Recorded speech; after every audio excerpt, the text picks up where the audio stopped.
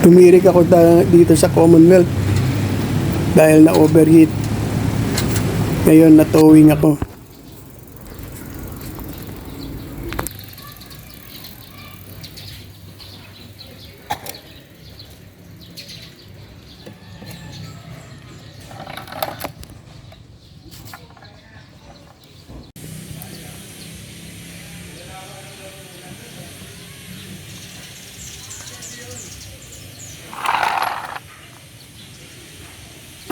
Tama ko na?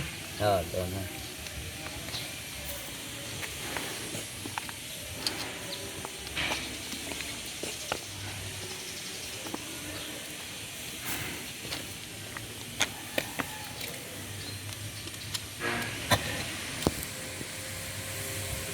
Alam ba ikabit yung caliper doon sa caliper. Ang tawag doon? Brake caliper. Sa brake, yung ganon.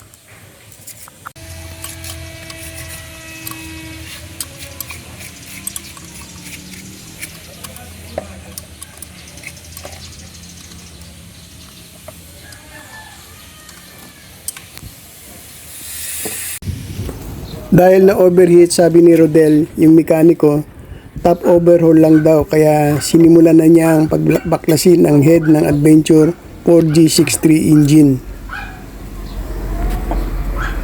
Papunta dyan, papunta dyan.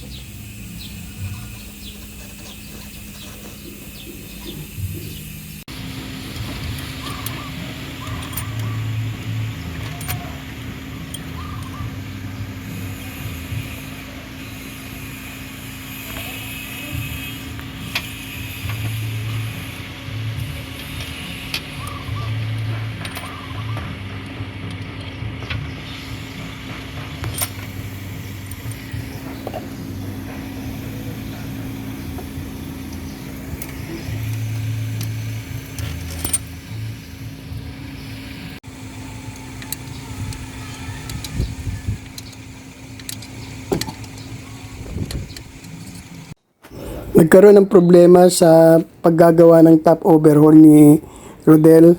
Kaya itong Adventure ay na-pending na mahigit isang taon. Dito lang nakaparada ito. At akala ko hindi na magagawa ng Itong Mitsubishi Adventure 4G63 engine, gasoline, super sports ay 22 years na ito. Napakatagal na. Kaya naglalabasan na rin ang mga sakit. At ito ay nakapending na matagal dito. Dahil nga nagkaroon ng problema sa top overhaul. In-overhaul yung cylinder head. Kaya ito, hanggang ngayon, nakaparada pa rin. Ginawa na nga bodega ito sa likod.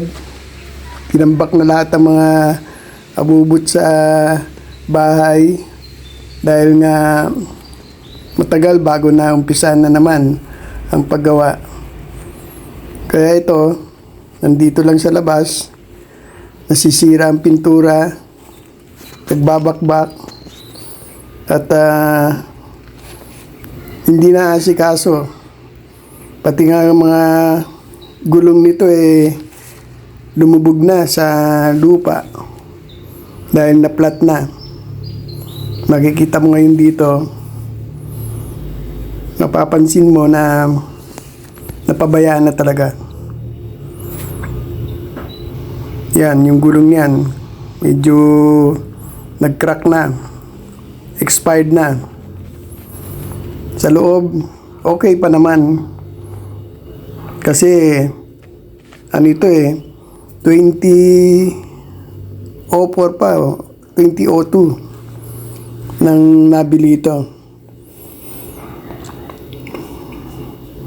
Maayos pa naman ang loob.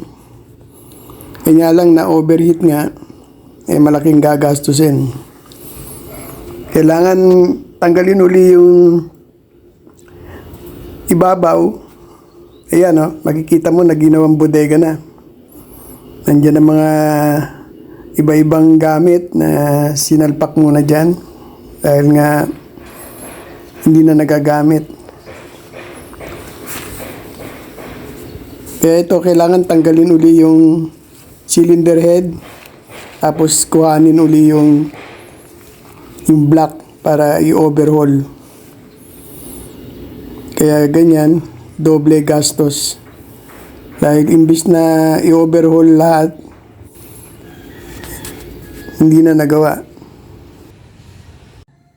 Ngayon, baklas na naman ang cylinder head para makuha uli yung block doon sa ilalim.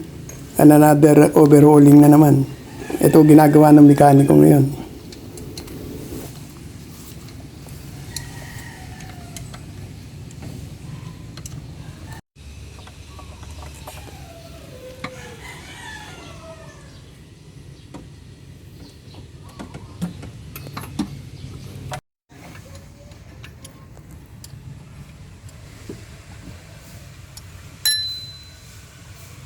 Pero wala kang pinalitan dyan noon.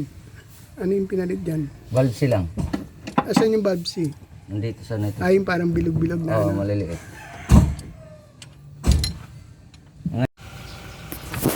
Ngayon, basag nga pa yun.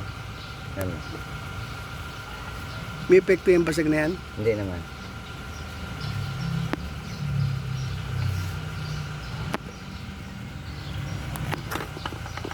Okay na yan? Baka na mga yung lang ito. Di, mamaya. Nawala na naman yung ganito ko, pre. Ano pa yun? Yung Philips ko lang na ganito. Yung kakambal nito. Gamitin ko sana ngayon.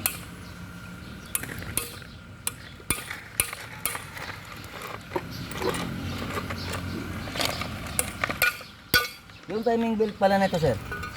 Oh, hindi mo binili? Hindi pala hindi pala nabili. E paano yan? Bili na lang muna. Magkano ba yan? Mahal yan? Kano ba yung kuha natin dati? 500? Libo mahigit niya yata eh. Panay nga yatay da eh. Ha? Yatay da.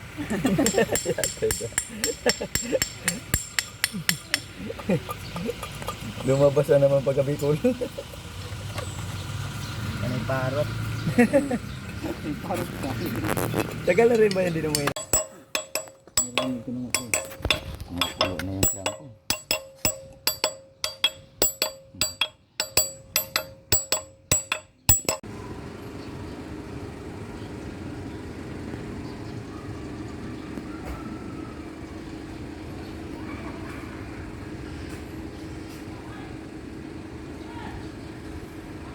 Yan. Bis na. Isa naman. Yan.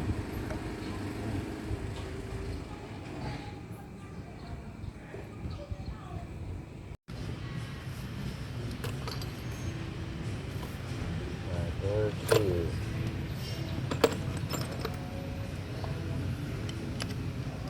Yun na. Sakto lang na.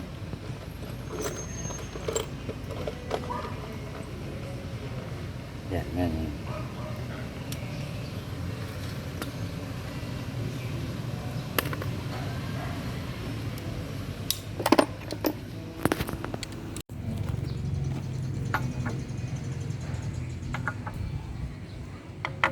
Akin na yan, akin na yan.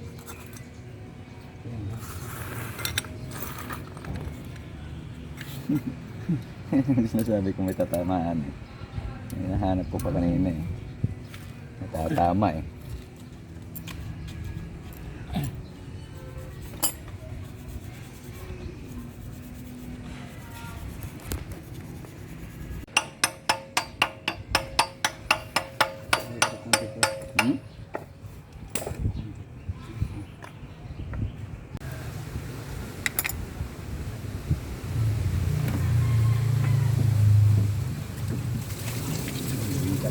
Hmm? Hindi kaya ano, sinisira yung water pump niyan?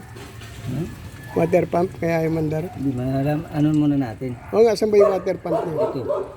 Ah, hindi to. Hindi naman tumutulo. Eh. Palinis mo muna para bago natin maraman.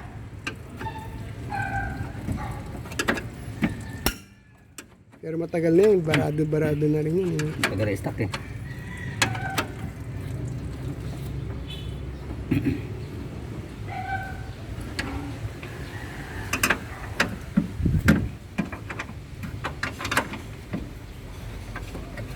Kaya ito muna.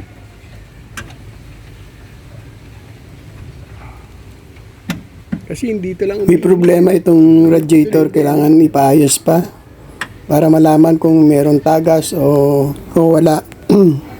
Mahirap kasi pagka may tagas. Diyan sa ano, mas mura pag palas ka. Baka mag-overheat uli. Kaya dapat maayos na lahat. Pagawa na lang. Kailan? 900 plus. Pag siya magkalas, 1-2 ng singil niya eh. Eh doon sa Litex nagtanong ako nakaraan. Pag sila nagkalas, pinakamura 180 eh. Oh, meron pang ano eh, labor eh. No? Ayan, inano na lang. Daling ko na lang mamaya.